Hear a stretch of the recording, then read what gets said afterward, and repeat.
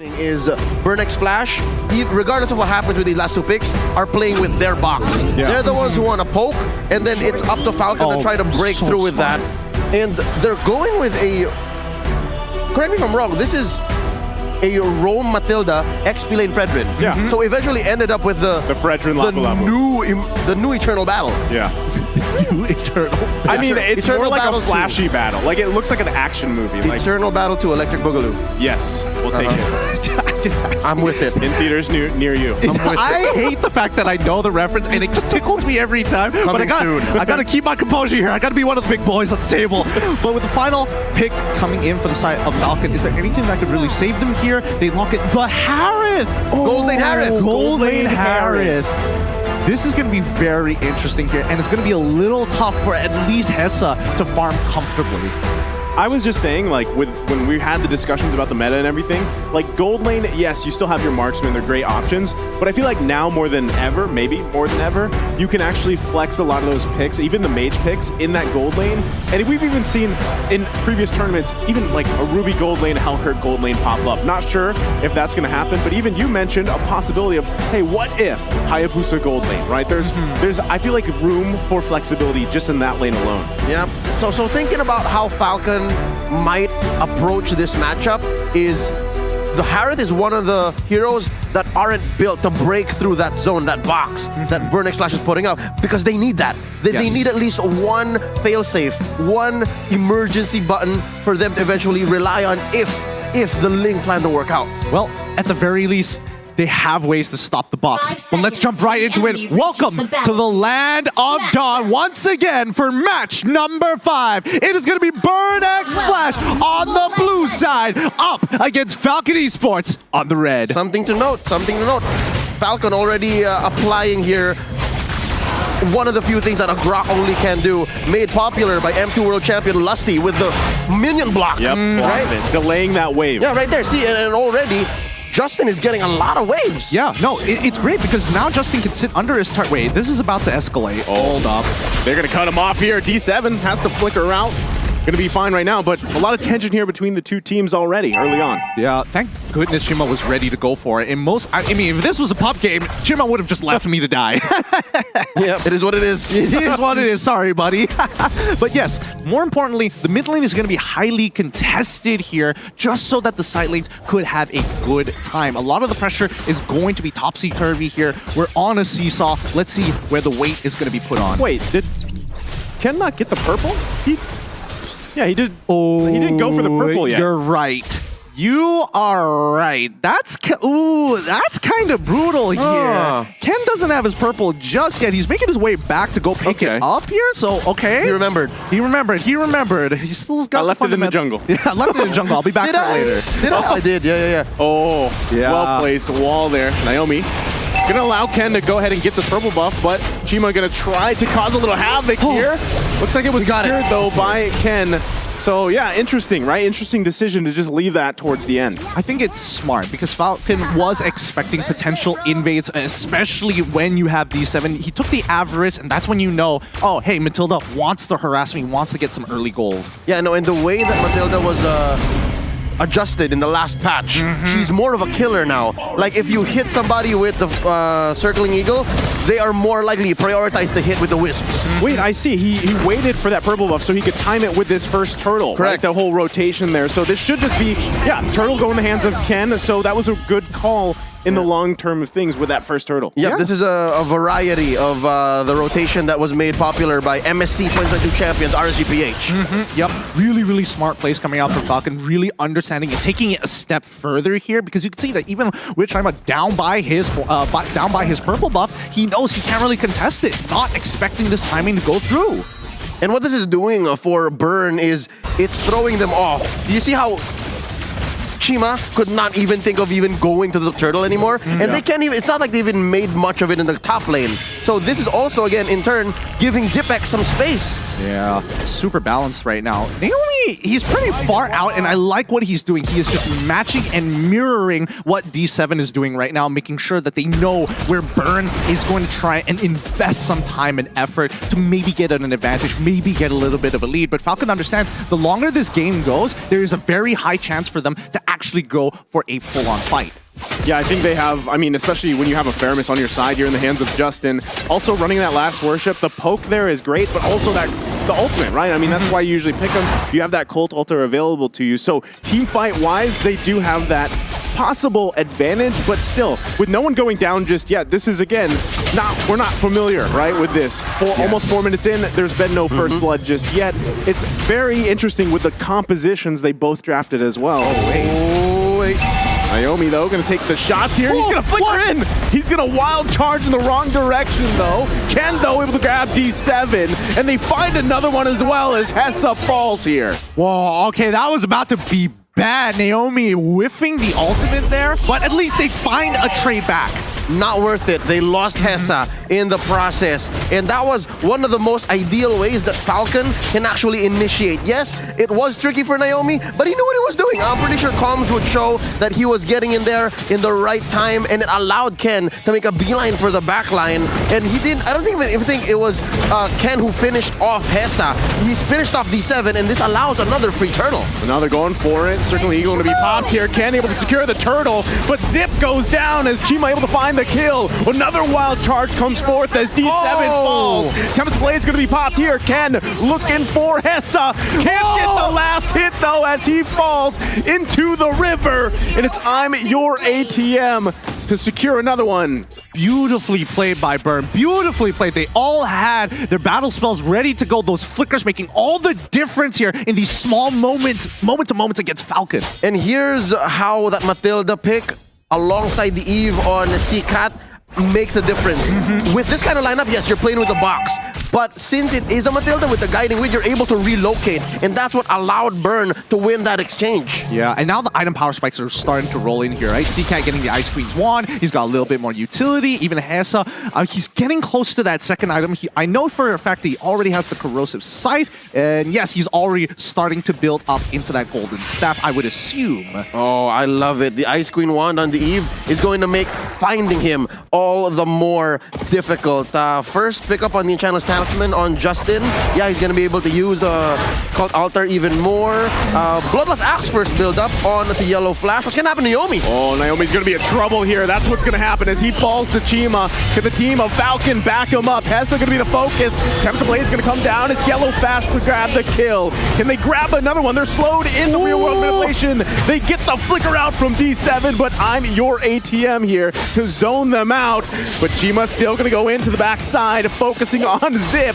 Can't get him, though, and they disengage for now. It's really interesting when you're looking at the thought process of Burn X Flash. Like, yes, we've already lost the guy, but still, they wanted to get something back. It may not be a kill. They are getting battle spells. Now, Yellow Flash can't go for these big flashy plays flickering into the middle of the fight. And more importantly, Zipex is actually having a pretty good time against Hessa. The Calamity Reaper just being more valuable in comparison to a Corrosive Scythe at this stage of the game. Now you're going to think, what happens if this continues for the next 5 minutes, right? So far, Falcon has scored 100% of the turtles, and the only clapbacks that Burn have are when Falcon has no battle spells or when the ults come up wrong off of Falcon. So it's a matter of timing. If this happens for the next 5 minutes all the more, Hess is going to have a hard time.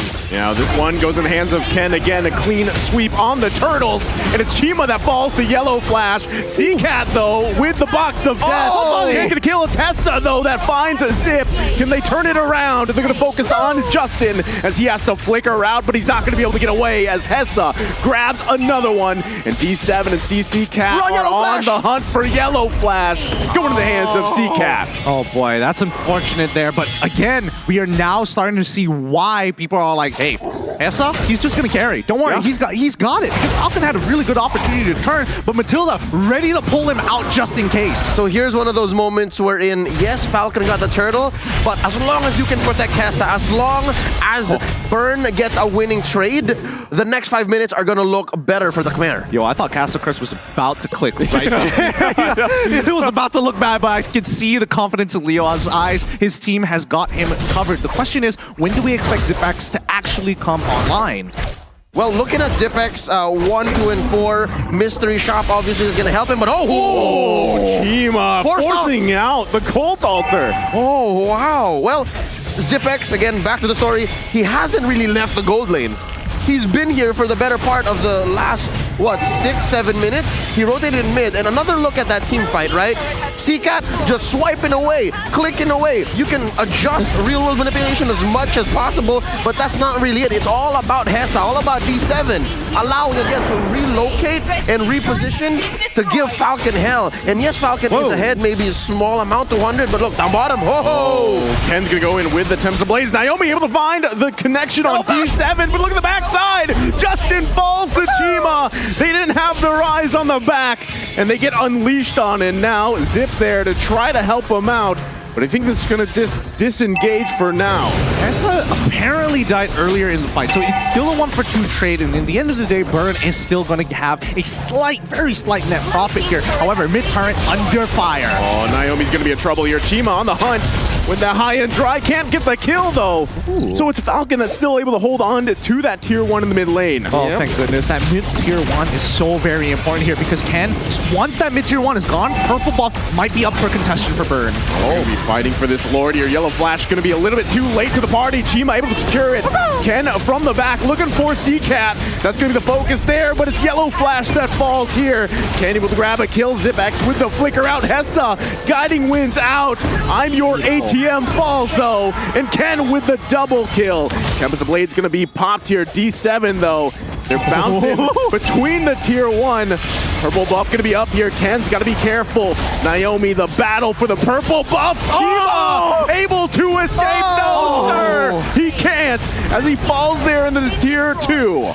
You could see the Falcon fans just jump for a moment thinking that, yes, they stole it. Wait, they did it, but they got the kill, and that's when you expect the jump. So once again, Falcon now actually having a very clear advantage against Burn. It may be very small for now, but this could really start the snowball for Falcon, which we've been waiting for 10 minutes into the game. No Lord, whatever. You don't have a team to protect it. We'll cut down these Lord-empowered minions and continue on chugging forward. Burn's not going to make the most of this Lord. Again, it's a free defense, 2K ahead.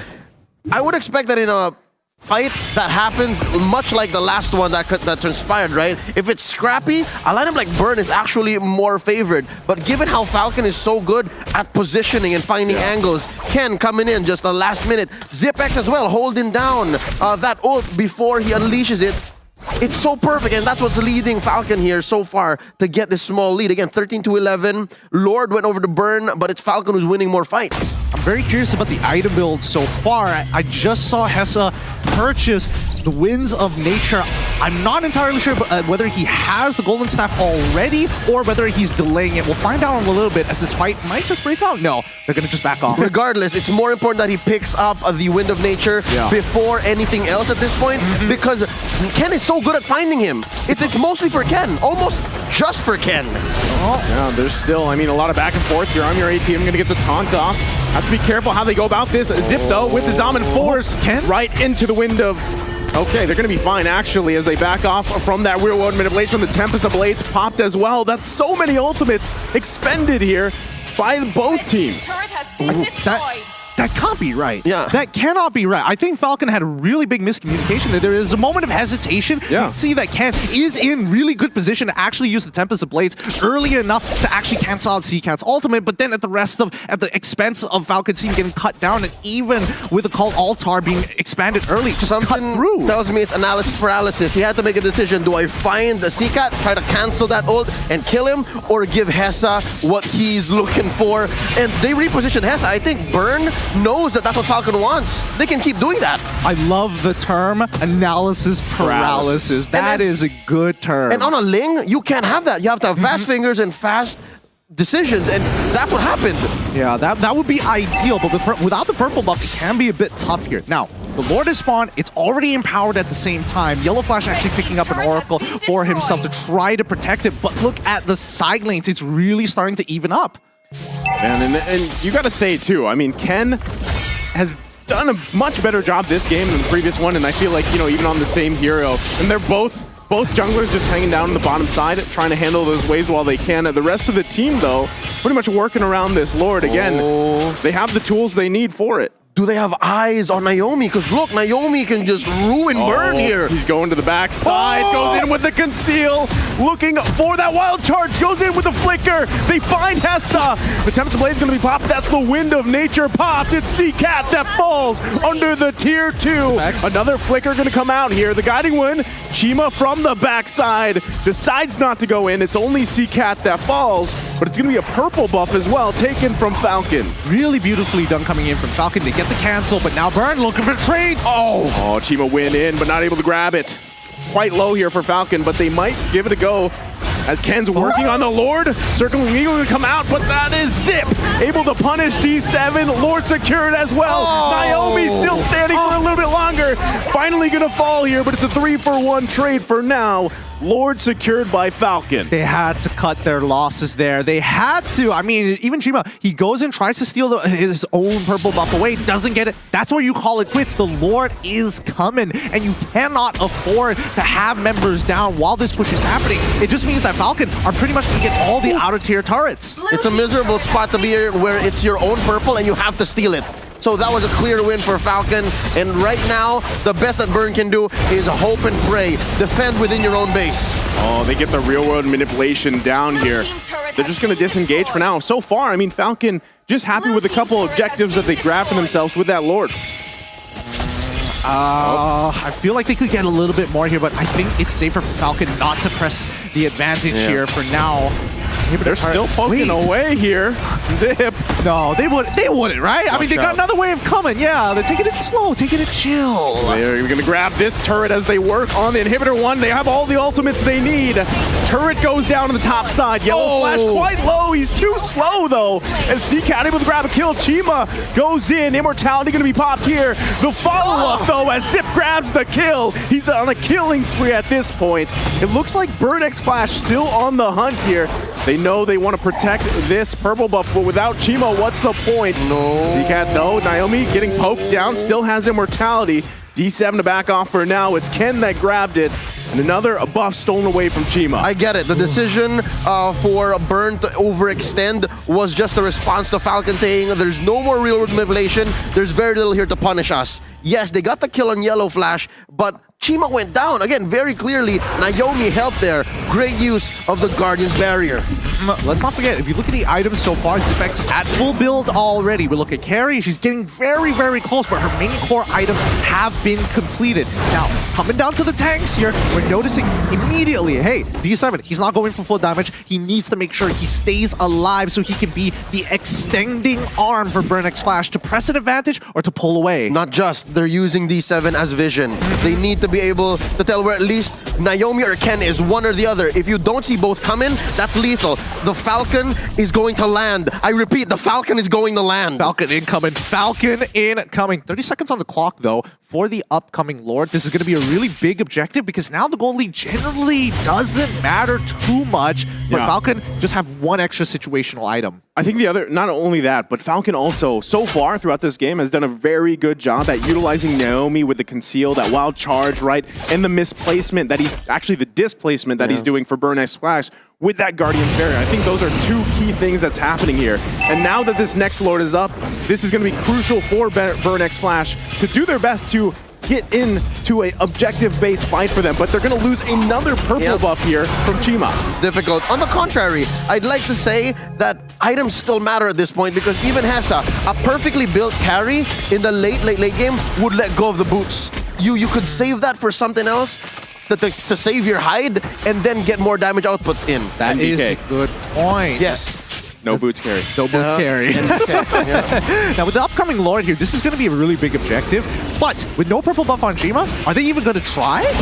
Well, I mean, it's the 4-on-4 right now, right? Both junglers kind of just hanging out. They see Naomi. Yeah, Ken's gonna be fine though. They're still working on it. I'm your ATM, gonna have to be careful. Real world manipulation gonna come down. Colt Altar there too. D7 immortality gonna be popped. Naomi though, Hessa was trying to do his best his own amount. They gotta deal with Hessa as well. They're still bobbing and weaving. Ken though, he's gonna fall from Seacat. Huge mistake here. Now Falcon on the retreat, as the Lord might just go in the hands of Burnex Flash. Zip X though, no one there to contest this one. It's looking rough for Falcon. as this Lord continues to be whittled down here by Burnex Flash. Another flicker going to go out. Yellow Flash falls, though. I'm your ATM with another pickup. And just like that, Burnex Flash back in this game. Highway robbery. I'm calling highway robbery. That was clearly Falcon's Lord.